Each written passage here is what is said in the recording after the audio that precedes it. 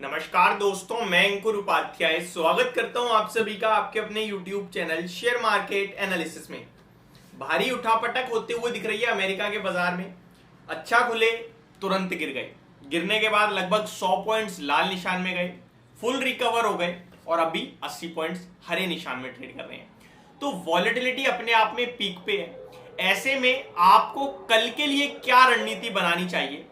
दो अहम बड़े ट्रिगर्स भी हैं कल, इनफैक्ट तीन है, एक चल रहा है और दो कल ली हैं। तीनों ही चीजों को अच्छे से समझेंगे, मार्केट के लेवल्स को डिस्कस करेंगे एंड कुछ स्टॉक्स जो एक्शन में रहने वाले हैं उसको समझेंगे। लेकिन उन सबसे पहले अमेरिका के और ग्लोबल मार्केट्स के अपडेट दे देता हूं आप सभी को कि इस समय क्या ट्रेड कर रहा है, कैसा ट्रेड हो रहा है।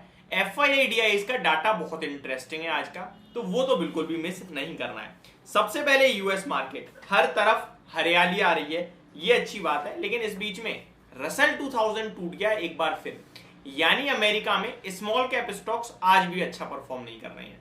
रसल 2000 आधे परसेंट नीचे है, बाकी S&P 500 आधे परसेंट ऊपर है। नेस्डेक तो 1% की तेजी में है, वहीं Dow Jones flat to positive कह सकते हैं, ये 0.21%, 70 पॉइंट्स की तेजी कह लो, जो आपको सही लगे। विक्स कल 12% भागा करीब करीब, अभी 4% नीचे आता हुआ दिख रहा है अमेरिका में। तो ये तो हो गया आपके लिए अमेरिका का हाल। यूरोप के बाजार से कुछ अच्छे संकेत नहीं आ रहे हैं। फिटसी 0.5% नीचे है, डेक्स फ्लैट है और कैग भी फ्लैट है। तो एक ही इंडाइसिस ट्रेड हो रहा है बड़े लेवल पे, वो नीचे ट्रेड हो रहा है। निकाई 2.25% नीचे है। एशिया पैसिफिक बात की जाए तो शंघाई फ्लैट है, हैंगसेंग 0.5% नीचे है। तो एशिया पैसिफिक भी कुछ खास अच्छा नहीं दिख रहा है। अपने गिफ्ट निफ्टी का हाल भी एक बार देख लेते हैं कि भैया यहां कैसा ट्रेड हो रहा है। आज तो थोड़ा खराब था माहौल, तो गिफ्ट निफ्टी लगभग 27 पॉइंट नीचे दिख रहा है। ये फ्रेश अभी की अपडेट है। देखिए, अमेरिका के बाजार में तेजी या गिरावट दोनों चीज कहना खराब है क्योंकि कुछ है ही नहीं, तो मैं इसको साइड कर देता हूं। मैं आ जाता हूं अपने भारतीय बाजार पे। तो पहले तो तीन बड़े ट्रिगर हैं, उनको समझते हैं और पहले लेवल्स की बात कर लेते हैं, फिर ट्रिगर्स की बात करेंगे। लेवल्स की बात की जाए तो निफ्टी 19,436 पे क्लोजिंग देते हुए दिखाया आज आपको। तीन ट्रिगर्स में से एक ट्रिगर मैं आपको बताना चाहूंगा इस समय, वो है निफ्टी की एक्सपायरी। कल आपको पता है थर्सडे है, निफ्टी की एक्सपायरी होने वाली है, वीकली एक्सपायरी जो होती है। अब ऐसे में कल जब एक्सपायरी है तो आपके लिए ऑप्शंस का डाटा बहुत इंपॉर्टेंट हो जाता है, क्योंकि एक्सपायरी वाले दिन या तो जो कॉल राइटर पुट राइटर्स होते हैं वो काम कर जाते हैं, अदरवाइज वो बाजार में बड़ी तेजी या मंदी का कारण बनते हैं, शॉर्ट कवरिंग या लॉन्ग अनवाइंडिंग के चलते। ऊपर 19,400 19,500 में अच्छी खासी कॉल राइटिंग हुई है, तो 400 वाले तो आज ट्रैप दिख रहे हैं और 500 वालों का कल ही देखा जाएगा क्या हाल होता है। कल अमेरिका के बाजार जो आज क्लोजिंग देंगे वो बहुत इंपॉर्टेंट होगा। अगर अच्छी तेजी के साथ अमेरिका के बाजार बंद होते हैं तो कल में भी आप 19,500 निकाल दें तो हमारे लिए 19,650 तक मूव बन सकता है शॉर्ट कवरिंग का।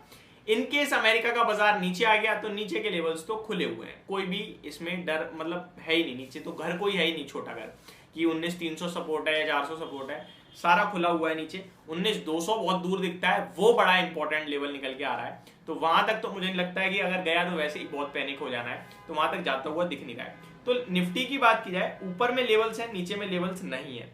अब आ जाते हैं बाकी के बचे हुए दो ट्रिगर्स। तो एक ट्रिगर तो चल ही रहा है, आज से शुरू हो गया है, आरबीआई की मॉनेटरी पॉलिसी। कल सेकंड डे है और परसों है थर्ड डे, और थर्ड डे यानी कि फ्राइडे को आरबीआई की एमपीसी का मीटिंग का आउटकम सामने आएगा। आरबीआई की पॉलिसी में इस बार दुनिया भर के एनालिस्ट और मार्केट एक्सपर्ट्स यही मान के चल रहे हैं कि कोई रेट चेंज नहीं होने वाला है, पॉलिसी 6.5% पे ही आएगी। लेकिन कमेंट्री डिफरेंट है।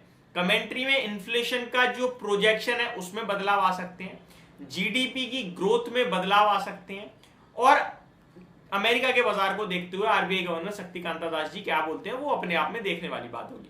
बट इतना कहीं ना कहीं सब कह रहे हैं कि रेट अनचेंज्ड ही रहेगा, जो मैं आपके साथ ऑलरेडी डिस्कस कर चुका था। हम लोग ऑलरेडी 6.5% पे हैं, इकोनॉमी ऐसा कुछ कर नहीं रही है, इन्फ्लेशन ऐसा कुछ हायर नहीं है कि उसको कुछ काबू में लाया जाए या फिर ग्रोथ ना दिख रही हो, सब कुछ ठीक दिख रहा है। अब बाकी बचा हुआ एक जो आपके लिए इवेंट रह गया वो है आईसीआईसीआई का, सॉरी आईसीसी का क्रिकेट वर्ल्ड कप। आईसीआईसीआई निकल गया, शेयर बाजार में पूरे दिन बैठते हैं। तो आईसीसी क्रिकेट वर्ल्ड कप कल से स्टार्ट हो रहा है, जिसके चलते भारत में 13,500 करोड़ का खर्चा होने वाला है, ये तो समझ लो कंपनियों की बल्ले बल्ले होने वाली है। ऐसे में कुछ स्टॉक्स हैं जो एनालिस्ट आपको सजेस्ट कर रहे हैं, मैं आपके साथ एक एक करके सारे नाम लेना चाहूंगा। रिलायंस हो गया, इंडियन होटल हो गया, ऑब्वियस सी बात है इंडियन होटल तो देखिए लोग कहेंगे भाई रिलायंस में क्या है, रिलायंस इकोनॉमी का 6% है, जो भी एक्सपेंडिचर जो भी खर्चा होगा उसमें 6% तो इकोनॉमी में रिलायंस पे ही पहुंच जाएगा, मान लो रिलायंस पे ही खर्चा होता है, मान के चलो आप।